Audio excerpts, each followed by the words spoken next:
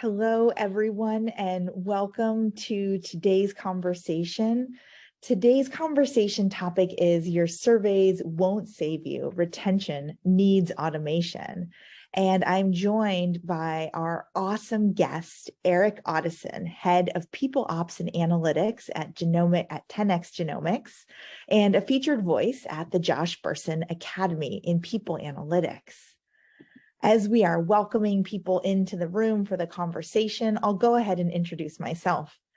Hi, I'm Laura Close. I'm a co-founder at Included, People Analytics platform with DEI metrics embedded in every measurement.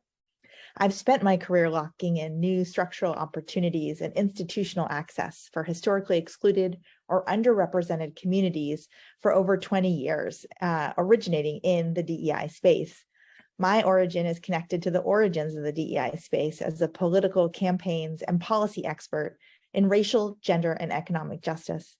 As co-founder at Included, my team and I have created the first technology of its kind to help companies embed DEI insights at every touch point in the employee lifecycle, so chief people officers can have a full and complete view of their real-time data and can answer their people questions instantly. At Included, we help enterprises easily start and scale their analytics so HR can do what it does best, delight candidates and employees with an equitable, inclusive journey to hire and promotion. Our guest today is Erik Otteson, a people analytics and operations leader with over 15 years of experience in the technology, gaming, online, and biotech spaces with Fortune 500 companies such as Tesla, Electronic Arts, and Microsoft. He has built out and led functions delivering solutions for people analytics, HR operations and systems, talent acquisition, and compensation. Erik currently serves as head of people ops and analytics at 10x Genomics. Prior to 10x Genomics, Erik spent 10 years in recruiting, including 4 years with Microsoft and 3 years with Electronic Arts, where he helped redesign and relaunch university recruiting globally after the 2008 recession. He later became an early member of Electronic Arts' workforce planning and analytics function, where he established the company's first recruiting analytics and workforce planning capabilities. He later went on to establish and/or lead the people analytics functions at Snapchat, Tesla, and Medallia. While at Medallia, Erik added HR operations systems and compensation to his portfolio. Most recently, Erik was head of recruiting and workforce planning at Keystone Strategy.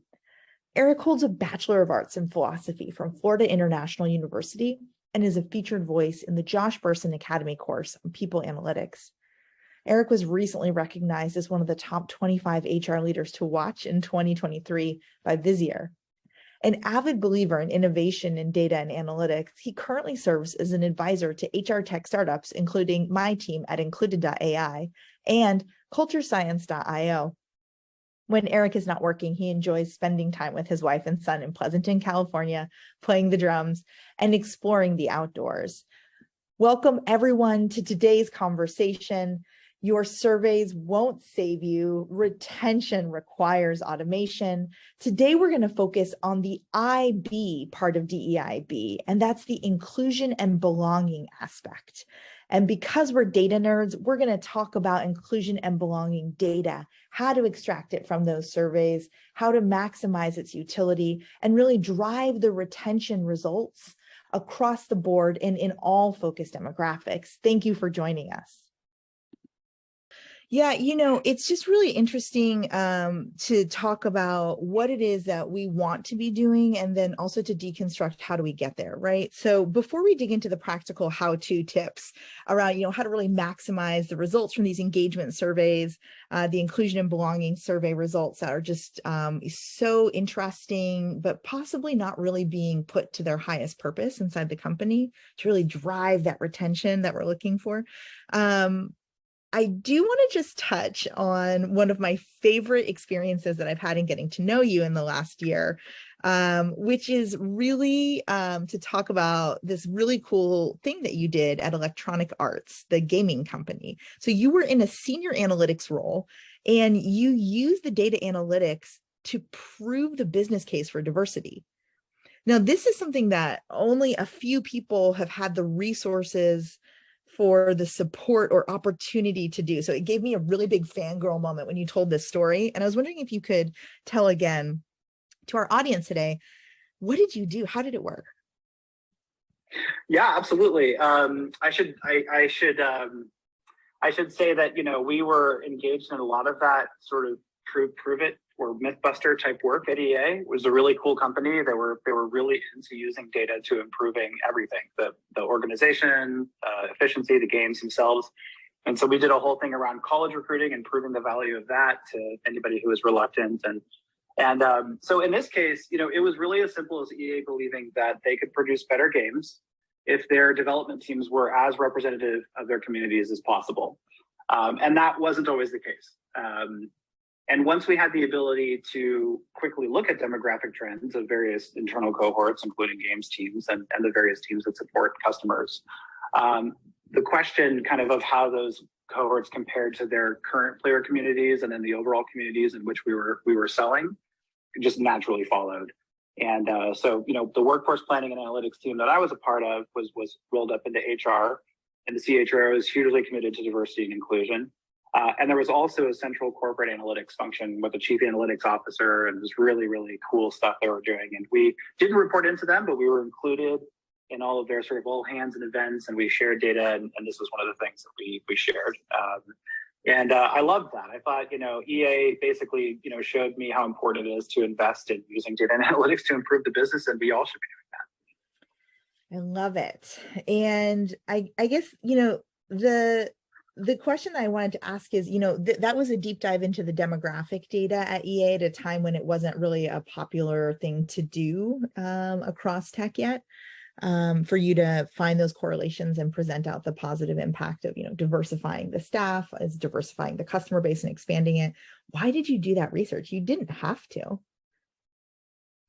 Yeah, totally. And I should downplay it as research per se. It was really just a natural series of questions that followed from the establishment of this sort of company-wide, enterprise-wide, standardized people insights capabilities. So, we had gotten to the point where they trusted our ability to count. They liked our our insights, and we started to then get sort of next level questions about how they could use it.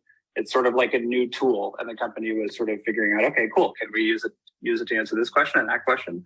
And I think that's the cool thing about getting started with people analytics is you start to achieve these traction points with the business that lead to a lot of really, really interesting engagements that can have a meaningful bottom line impact on the business. And it's sort of, in my hope, it's part of the narrative of HR shifting from a cost center to a profit center, essentially not having to spend hundreds of thousands of dollars on external consulting engagements because you've got that capability internally.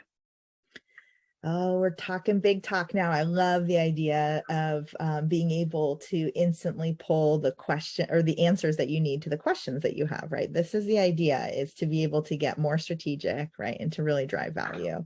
And, when I was first getting started in the DEI space decades ago now, the leadership in the social justice space that I was in said, listen, look, we want access to the numbers. We want the data. We want the information. The data really tells stories that are critical to our progress, right? And this is just another case. But, at Included, we're in the business of embedding DEI metrics in every single touch point across the entire employee lifecycle.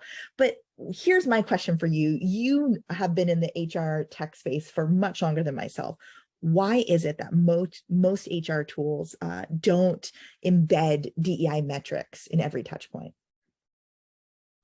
Yeah, I think they should, but I think the reason why they don't is that it's around sensitivity around the data. And every organization is different, and everybody's at a different stage in their journey. I was at Snapchat when we were first talking about publishing our very, very first public-facing diversity statements. And if you go on their website today, they are one of the more mature companies out there with very, very sophisticated intersectional diversity data being published and updated on a regular basis. So, everybody's at a different place in their journey, but in a lot of cases, there's a certain amount of discomfort with allowing anybody who has access to the tool, which could be a number of different types of roles, to be able to see diversity data, even if it's just in the aggregate. And so what they do is they sort of compartmentalize the diversity metrics into a diversity page or diversity view or slide or whatever you want to call it. And that's an easy way for them to sort of manage who sees that. It's my personal belief that if we want to improve things like this, we have to be able to measure it and talk about it and make goals that are reasonable and hold ourselves accountable. Yeah, I mean, listen, you and I are on the same page, of course. So talk to me a little bit about sort of the hunger in the market now for DEI metrics to be embedded at all points in the people analytic view. I mean, when we have the engagement, inclusion, and belonging surveys, a lot of times now companies are including demographic information there, really looking to understand impact per demographic group on company culture, policies, and behaviors. And this kind of interest and curiosity is spreading throughout the entire employee life cycle. What's going on with that? Yeah, I mean, the reality is that it's very difficult to improve representation of almost any underrepresented group in an organization. So, and you can't just put it all in recruiting, which is sort of a classic first step. So the chief people officer, really needs to be able to have their finger on the pulse of how every decision they're making impacts diversity, equity, and inclusion in the organization. And and that includes, of course, retention. So it's the leaky bathtub problem, but also internal mobility, including upward mobility, promotions, management opportunities, opportunities to join the leadership team, compensation, of course. So pay equity, the way that jobs are structured, equity itself, so stock positions in the company and the way that that's distributed. Whenever you're doing these things, typically there's an analysis that's done by somebody in the analytics team or diversity team to make sure there isn't any sort of disparate impact. And if there is, you want to give the leadership team time in the process to see that and be able to make corrections on those decisions before they finalize the process. But it's just because it's so hard of a problem to solve, you really need to be able to see DE&I data represented in anything you're looking at. So even if it's something as basic as your headcount trend, you should also be looking at the share of women globally or any underrepresented groups, depending on the industry that you're working in. And that's one of the things I love about Included is that, you guys are taking that approach. That's sort of your core backbone philosophy, is that no matter what we're looking at, if it's the recruiting funnel or if it's a retention metric, it's all got diversity, equity, and inclusion built in. And that's not segmented out. And that's literally been a conversation that I've had when working with DE&I leaders at sophisticated companies that have, high quality people in the past. That's right. And I appreciate the shout out.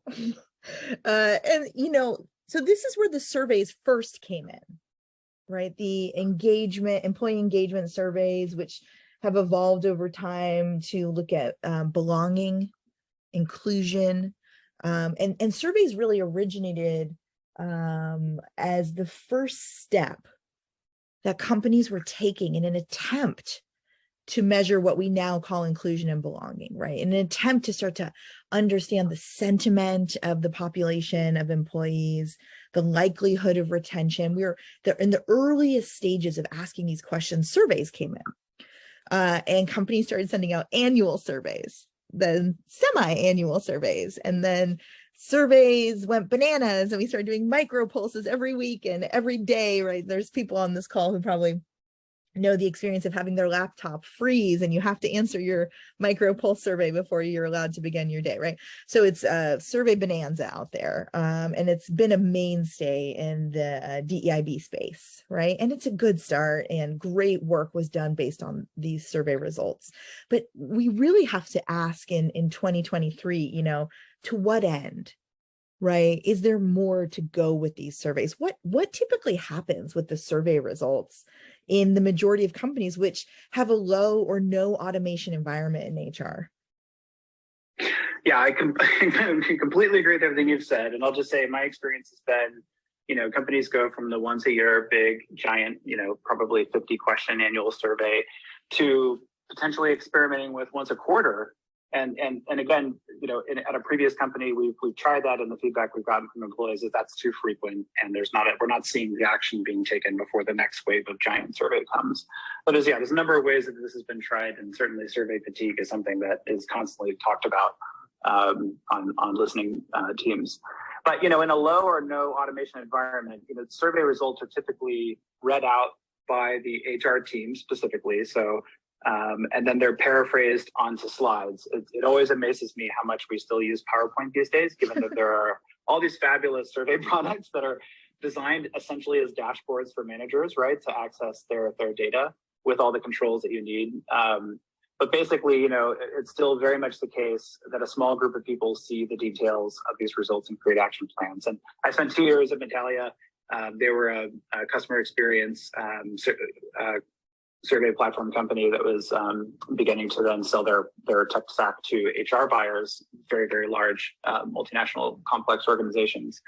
And we spent a lot of time talking about this, talking about how to either improve your survey or kind of move to a more experiential based listening strategy.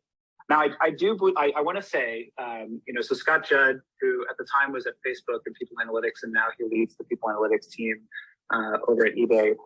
He wrote an article in defense of the survey saying that, you know, they're not dead yet. They're still valuable. And one of his points, which I completely agree with, it's totally backed up by the research I've done, is that, you know, there's a question typically in these surveys about do you plan on staying at your company over the next 2 years or 1 year, whatever time frame they pick, and employees will be honest if you have the right culture set up. And so that's typically a much better indicator than some of the predictive tools that are out there today about that. Yeah. It's interesting. So a small group of people, right, have access to this information. And that kind of ties us back to some of our earlier conversation about the need to create, you know, democratized access to this data to really drive cohesion of strategy and efficacy too in people's strategy. So, you know, let's take it in a different direction. Once you have the data from your engagement, inclusion, or belonging survey, what is the best way to empower leaders to actually make use of it? Is there something different we can do than reading it and making slides? Yeah, and you know, I could get really nerdy with, like, from a data science standpoint, what we could do, but I think the answer I would say now is to quickly enable leaders with those insights. And, you know, so not to make them wait until the, you know, kind of the survey team or HR team has had a week or a month to process and come up with their own sort of results, but just to say, look, if you lead a team and you have more than 5 responses, you should be able to see your aggregate scores and what your peer team, you know, if you have any peer organizations, what their aggregate scores are and how you compare against those, as well as your parent organization and how you compare against them, and possibly even the company. And you know, there shouldn't be anything to hide, so to speak, right? Ultimately, you're going to be sharing the overall engagement score or whatever your outcome metric is with your employees. So I think speed to insights and enablements is really what it's all about. And most modern survey platforms that I've worked with offer the protections that you need to make sure that filter hacking by managers is not possible, and things like that are in place. I think there's tools now like natural language processing that have come a long way and can really be helpful when you're a leader of a large organization and there's thousands of comments, open text comments, and you can quickly kind of make sense of what the major themes and sentiments are coming through those responses. That's another kind of parallel to a low maturity early stage listening strategy. Typically all the comments will be read by a person and then that person will paraphrase what they think. And, you know, I still might do that some days, depending on the size of the data, but NLP, you know, has really come a long way. And, you know, of course, super nerdy answer, at companies like Medallia, you know, we would work with data scientists to do factor analyses and driver analyses after every survey to try to figure out whether our factors were still relevant from the last round of surveys, and which factor or which question which would be expected to have the biggest impact on whatever our key outcome metric was, like likelihood to recommend the company when controlling for all other questions. And that can help leaders figure out where they get the biggest bang for their buck, so to speak, when they develop their action plans. I want to take your response and engage with it from the POV of a chief people officer of a mid-sized company who might feel a little bit of despair, right? Like, this is all lovely, right? But I don't have data scientists, or I don't have the ability to disseminate this quickly, right? This is actually really a big lift for us.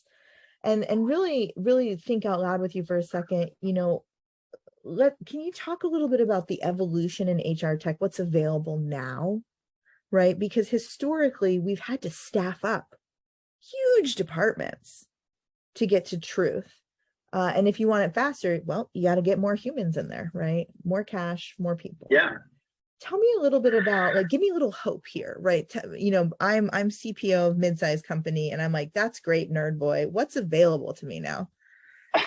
Yeah, absolutely. There are great products available for kind of every level of maturity.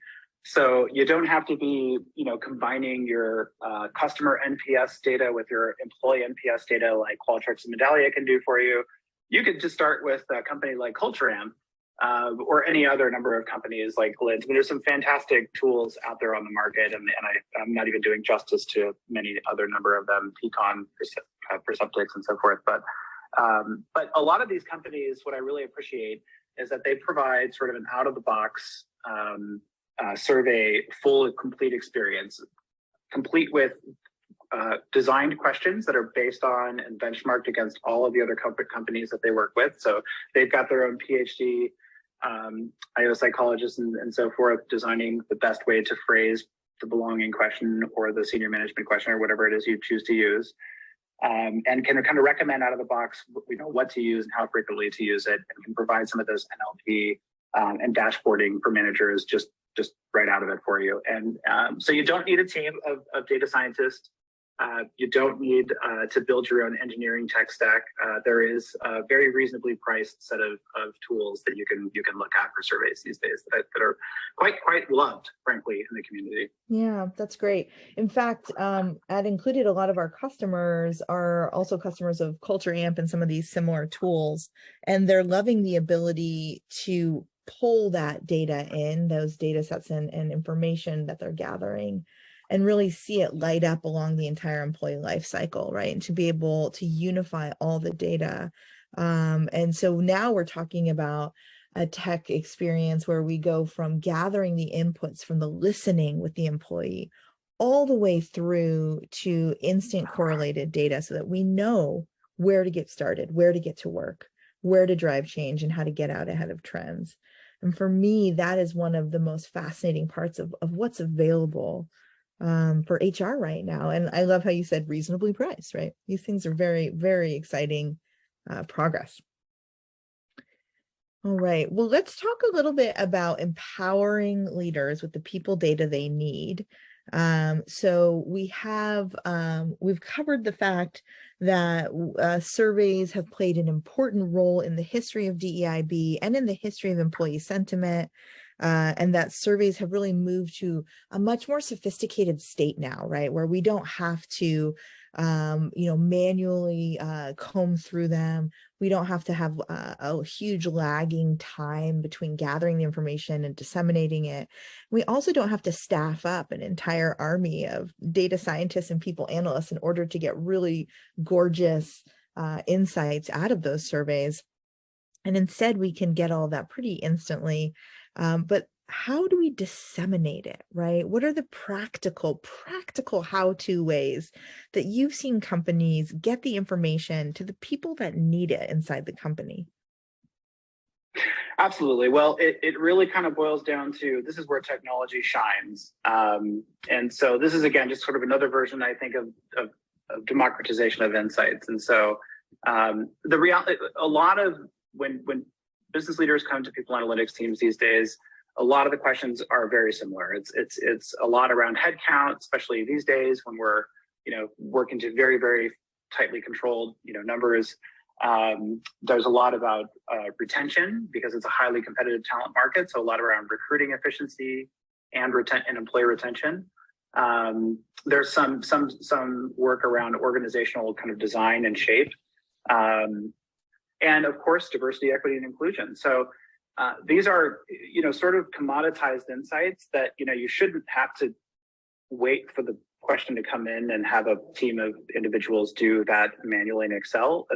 Essentially empowering leaders with the data they need as effectively, I look at it as making sure that if you have a new manager who's joined the company and they're leading a team, they shouldn't have to reach out to somebody and ask for access to insights. And so So, in my current role, we have a system set up where when a new manager joins, through our single sign-on sort of capabilities, they're automatically added into our analytics platform, and they're provisioned as a people manager and given access to the organization that rolls up through them, and only able to see detailed insights on that group and aggregate on the rest of the company. And so it takes a lot of weight off of my shoulders. It gives them a better experience. They just get access to the data they need.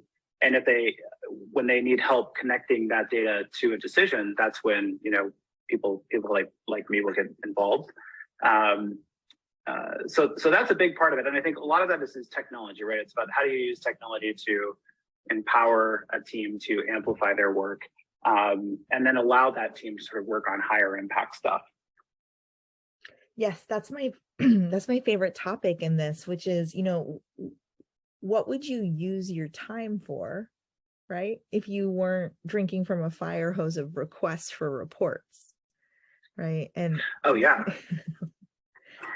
Exactly. I mean, who wants Report-A-Geddon? I mean, we experience that, and that's sort of a natural outcome of a successful startup people analytics team. So at EA, we ended up looking for an analytics platform because we reached Report-A-Geddon, which is sort of what you're describing. So if you're successful, it will catch wind pretty quickly, and then you're going to get requests every minute of every hour for really some of them low lips and some of them pretty heavy lip analyses and insights.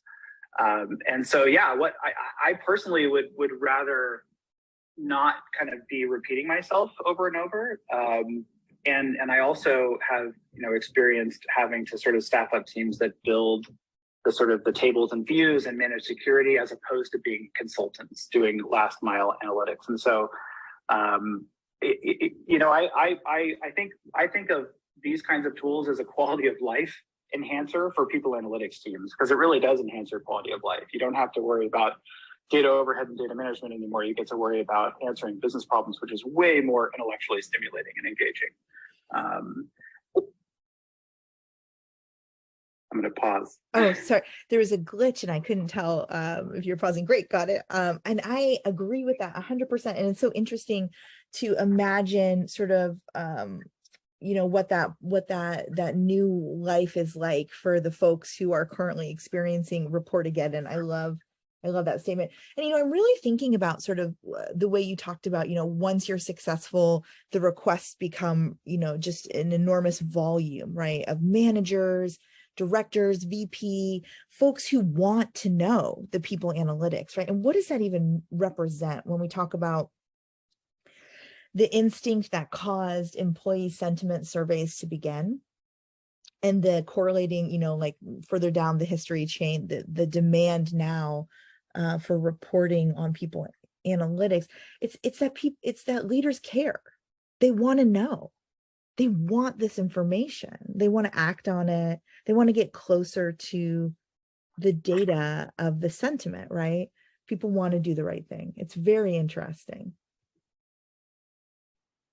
Absolutely. Well, tell me a little bit about people analytics next steps when it comes to retention, right? So we've talked about sort of the history of this space. We started with net promoter scores, right? Engagement surveys. We've got inclusion and belonging surveys, and we've got automation within the space. We've got an increasing amount of hunger by leaders to see and know the people data in a self-service model throughout the company, which we're very happy to provide. It included sliced by demographic. But what's next for people analytics when it comes to retention? Because that's really what this is all about, right? We want to see the information so that we can do the right thing, get the right people in the company and keep them, right? And a core reason that we track engagement, inclusion, and belonging is to retain our high-performing workforce that we worked so hard to attract. What do you imagine is on the horizon for data-driven retention? Yeah, I think certainly I could say, better predictive models. And I don't think any predictive model when it comes to retention is a silver bullet by any means. But I do think that we could be more proactive, even if we're not relying on algorithms or models to kind of serve up, lists of of exit risks to inform stay interviews, for example, or something like that. I think we as HR teams can get a lot more rigorous around asking ourselves, what we believe are sort of the leading indicators of an exit, and watching those in a more proactive way, especially once you have that corporate enterprise-wide insight exploration capability. Once you've democratized access to insights, right? You should be looking at things like how stable teams are, right? Like how big or small teams are, and how far away, big groups of important employees are from the CEO or from decision makers, and which organizations are, historically moving talents out to other parts of the company, and why? Is that a good thing or a bad thing? Which organizations are attracting lots of talent? There's a vast world of really exciting new technologies coming out that are starting to become available for HR to use. Things like organizational network analysis that allow you to sort of sniff out the work patterns of teams to figure out, what leads to more efficient teams and not. So I think there's a lot in on the horizon when it comes to retention, partially because retention is one of the number one questions from the business. Because employees are the most important asset that companies have, and salary and related is usually the biggest line item in any company's operating expense budget. And it's for a lot of innovation-driven, future-driven companies, it's the lifeblood of the company. So we want to figure out if we've spent all that, if we've done it right on the talent acquisition side, how do we try to make sure we can keep people engaged and productive and giving for as long as we can. And I would just partner with you on that answer. It's a wonderful answer. And mention again, I'm so familiar with sort of the sense of overwhelm or sort of, technology paralysis that can come from talking with chief people officers when we talk about these predictive models that, oh gosh, I'm going to have to go out and hire all these folks and figure out my own flavor of predictive model. And just to reassure the folks that are listening, that experts like yourself are, and our team at Included and similar technologies are actively working to just load these really wonderful best-in-class models into these platforms so that you have it at your fingertips, right? So the goal here with HR technology is to take genius like the kind you're sharing with us today, right? And then to operationalize it and to make a useful tool in the workplace. And on that— Absolutely. Yeah, go ahead. I think there's a number of different ways you can do that, and we in HR can borrow from other functions and use models that have worked really well for them. And so yeah, you certainly don't. And there's another example of it's commoditized nowadays, which is really exciting and cool. So a lot of the same platforms that are providing that just access to exploring your data and your metrics can also then provide, if you have enough years to build models and validate models, can provide these predictive elements using algorithms that are relatively easy to explain to a lay user. And I think that's super exciting. Absolutely. And of course, I'm biased. I always want to make sure that the models have, demographic interpretation at every single touch point. But let's talk buy versus build, right? So we're talking about the differences between staffing up or purchasing solutions in order to really maximize the results that we're gaining from our people data. We're gathering people's input, we're gathering their data, right? And then we really want to maximize it. We want to disseminate it. We want to drive a very successful business with this data. And we have a couple choices about how we're going to do that. We could, build internally. And there are people listening to this who've thought, oh yeah, we have built or are building something roughly comparable at our company. Or also sometimes we hear, from customers, well, we could build this. Our staff is incredibly talented. But they haven't, and what do you think about the fact that companies have these homegrown, like Frankenstein systems patched together, or could easily do so when there's also tech on the market? Yeah, absolutely. I think, you can take that argument you can take it a long way. Ultimately, where do you want to draw the line is sort of one way I respond to that when I have this conversation with businesses and IT departments largely.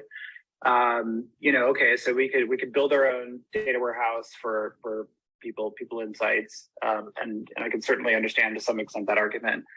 Should we also write our own software to support that? And should we, build our own computers to our own servers and house them on site?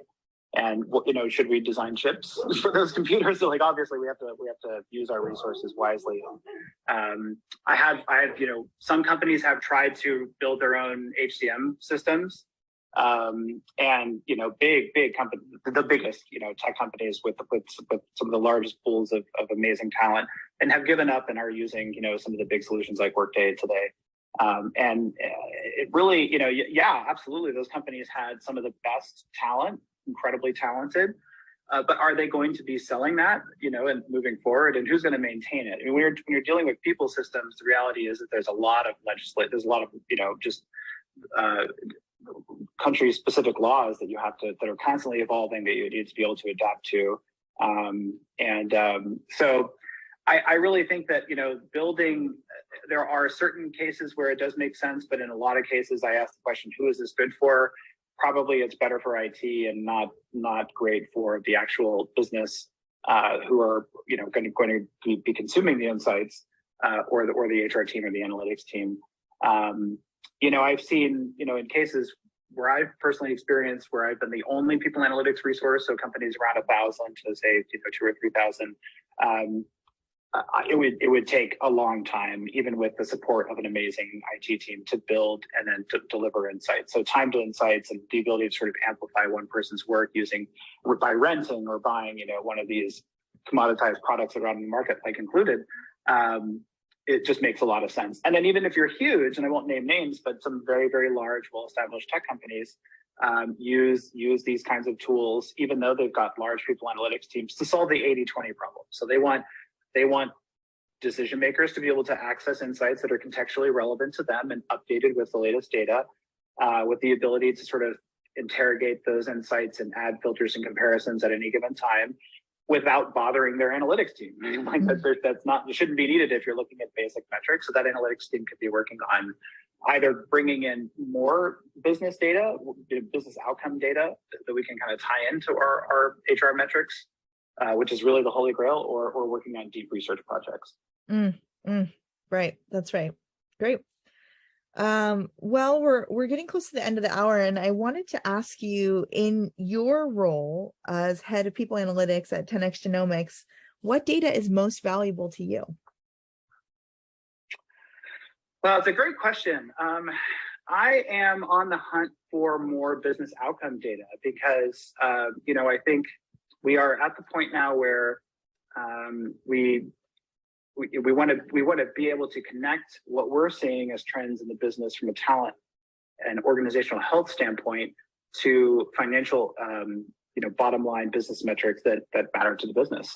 And so, one place we're starting is individual sales employee attainment data, and being able to bring that in and correlate and try to understand, what are the attributes of high performing teams and what are the attributes of teams that are struggling.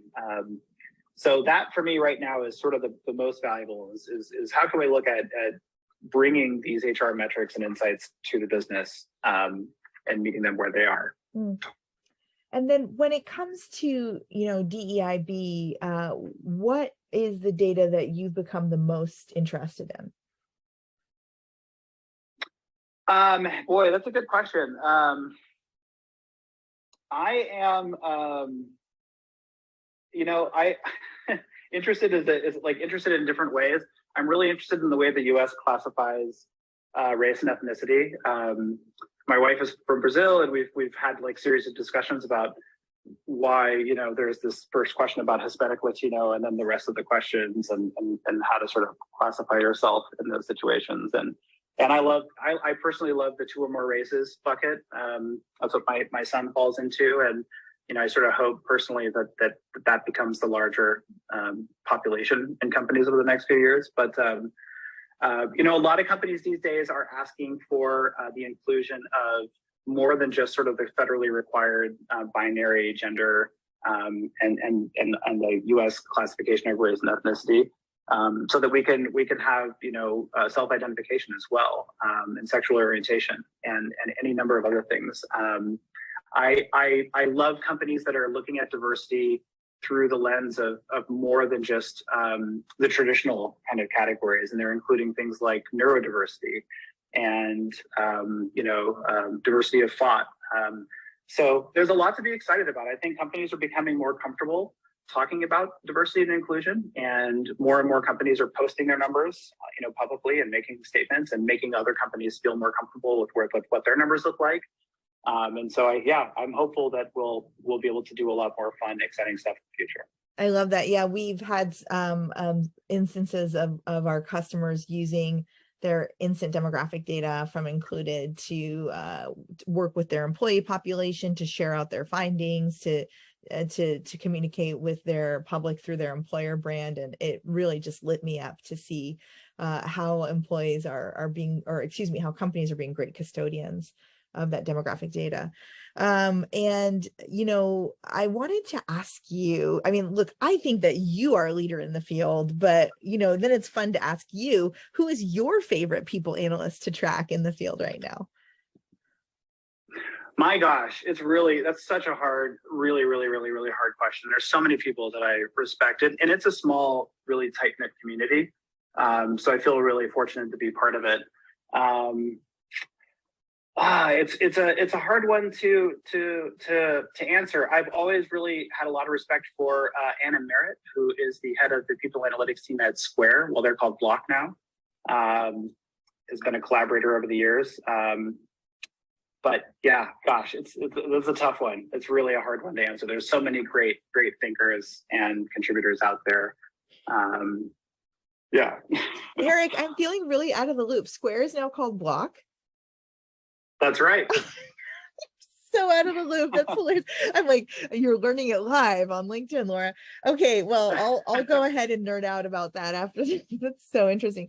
So I want to thank everyone who attended the call today. The LinkedIn platform is unusually glitchy today. I'm getting verification from a number of sources. So it's a small miracle that we were all able to be in this listening room together.